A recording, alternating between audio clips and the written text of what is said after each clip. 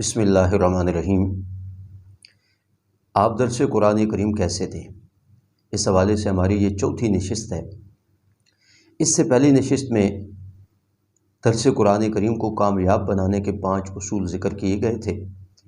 آج ہم اس پوائنٹ کو ڈسکس کریں گے کہ کن وجوہات کی بنیاد پر ایسے دروس کامیاب نہیں ہوتے۔ کامیاب نہ ہونے کی بھی چند وجوہات ہیں۔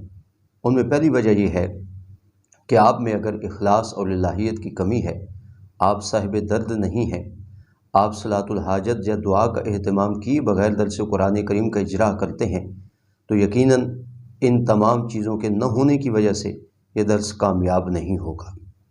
لہٰذا جہاں کہیں کسی مدرس کا درس کامیاب نہیں ہو رہا تو وہ اس وجہ پر غور کرے کہ وہ صلاۃ الحاجت کا اہتمام، دعاؤں کا اہتمام، اس میں سستی اور تغافل برت رہا ہے۔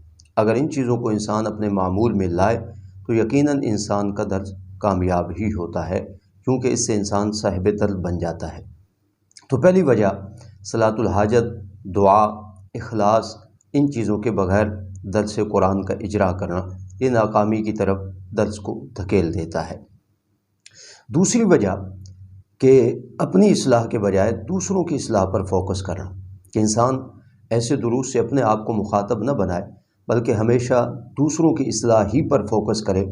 تو جب ایسا جذبہ ہو کہ فقط دوسروں کی اصلاح مقصود ہو اور اپنی ذات کی اصلاح مقصود نہ ہو تو ایسے دروس کا اجرا بھی بے فائدہ ہوتا ہے۔ یقیناً ایسی بنیاد کی بدولت درس قرآن کریم ناکام بھی ہو سکتا ہے۔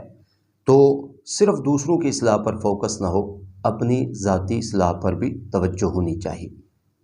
تیسری بات، ادھوری تیاری کے ساتھ اگر آپ درس دیں گے جس میں آپ زبان و بیان اس کو مد نظر نہیں رکھیں گے، اسی طریقے سے آپ نے اس موضوع پر کتب نہ دیکھی ہوں، تفاسیر نہ دیکھی ہوں، ادھوری تیاری کے ساتھ جب آپ درس قرآن دیں گے تو یقیناً ایسا درس ناکام ہوگا۔ لہٰذا بھرپور تیاری کے ساتھ دیا جانے والا درس وہ یقیناً کامیابی سے ہمکنار ہوگا۔ تو ناکامی کی وجوہات میں سے تیسری وجہ ہے ادھوری تیاری۔ چوتھی بات، اگر آپ آسان انداز بیان اختیار نہیں کرتے، جدید اسلوب جس کا وقت تقاضا کر رہا ہے اگر آپ اس کا انتخاب نہیں کرتے تو ان چیزوں کے نہ ہونے کی وجہ سے بھی آپ کا درس ناکام ہو سکتا ہے۔ اس لیے آسان انداز بیان اور جدید اسلوب جو وقت کا تقاضا ہے اس کے مطابق گفتگو کی جائے۔ اگر یہ چیزیں آپ کے درس میں نہ ہوں گی کہ جدید اسلوب کو آپ مد نظر رکھیں یا آسان انداز بیان اختیار نہ کریں تو ایسا درس بھی ناکامی کی بنیاد بن سکتا ہے۔ اور پانچویں وجہ ناکامی کی یہ ہے کہ آپ سامعین کی ذہنی سطح کو نہ پرکھ سکیں، آپ ان کی نفسیات اور آپ ان کی ضروریات سے آگاہ نہ ہو سکیں۔ جس موضوع کی اور جس مضمون کی سامعین کو ضرورت ہے، اگر آپ اس موقع پر اس سے متعلق گفتگو نہیں کرتے اور ایک ایسا موضوع لے کر کے بیٹھ جاتے ہیں جو اس وقت سامعین کی ضرورت نہیں ہے، یا آپ ان کی ذہنی سطح کو پرکھ نہیں سکتے اور ایسے سامعین کے سامنے آپ اوٹ پٹانگ گفتگو کرتے ہیں تو یقیناً آپ کا درس ناکامی کی طرف جا رہا ہے۔ لہٰذا آپ اپنے سامعین کی ذہنی سطح کو بھی دیکھیے کہ وہ کس طرح کی گفتگو سن سکتے ہیں اور کس طرح کی گفتگو سمجھ سکتے ہیں اور ضرورت ان کی کیا ہے۔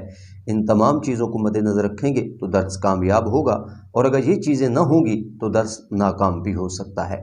تو آج ہم ناکامی کے ان 5 اصولوں کا مختصراً خلاصہ دیکھ لیتے ہیں۔ سب سے پہلی چیز، صلاۃ الحاجت، دعا اور اخلاص کا اہتمام کیے بغیر درس یہ ناکام ہو سکتا ہے۔ دوسرے نمبر پر اپنی اصلاح سے زیادہ غیروں کی اصلاح پر فوکس ہو۔ تیسرا، ادھوری تیاری کے ساتھ درس۔ چوتھا، آسان زبان اور جدید اسلوب کو مد نظر نہ رکھا جائے۔